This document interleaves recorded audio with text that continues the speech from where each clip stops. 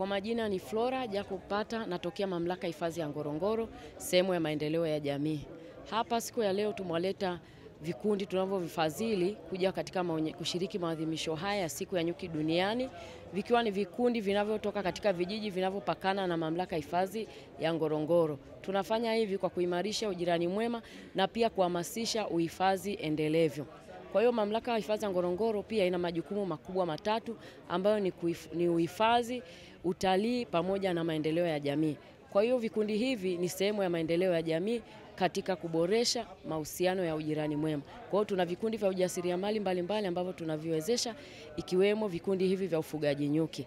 Kwa hiyo siku ya leo tumeleta vikundi viwili vinavyotoka katika vijiji vilivyopakana na hifadhi ya mamlaka hifadhi ya Ngorongoro, ambavyo ni kijiji cha Kainam na kijiji cha Rotiakati. Tumekuja na wawakilishi wenye bidhaa zao za ufugaji nyuki. Tunaviweza kuviratibu kwa sababu huwa tuna ratiba ya kuwatembelea mara kwa mara, na pia tunawapa mafunzo ya ufugaji nyuki, na pia tumeweza kuwagaia mizinga ya ufugaji nyuki. Kwa mfano vijiji vinavyopakana na hifadhi tumeweza kugaia vikundi 57, tumewagaia mizinga ya nyuki. Lakini pia kuna jamii iliyoko ndani ya hifadhi ya Ngorongoro, pia nao tumeweza kuwapa mizinga 68. Mizinga kwa vikundi 68. Kwa hiyo huwa tuna ratiba ya kuwatembelea na kuangalia kile wanachofanya, na pia tuna ratiba ya kukutana nao mara kwa mara kwenye vikao vyao.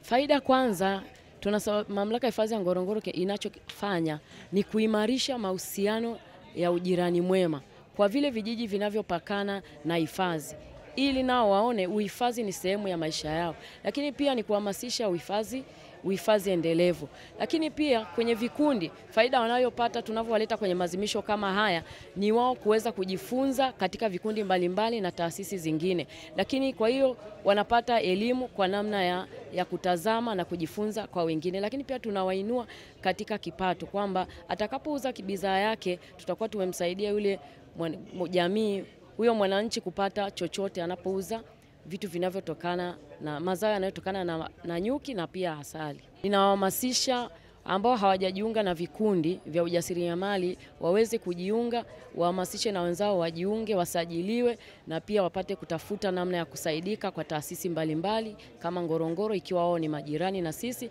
hata na sehemu zingine, ili waweze kuinua kipato chao kwa kupitia zao la ufugaji nyuki. Sisi tuko Ngorongoro, tunapatikana katika ofisi zetu ziko Karatu, na pia ndani ya hifadhi kule tuna ofisi zingine. Lakini pia tuna kanda ambazo zipo kwenye vijiji vya ujirani mwema, kwa hiyo kule tuna watu ambao tunaweza tukawasiliana nao.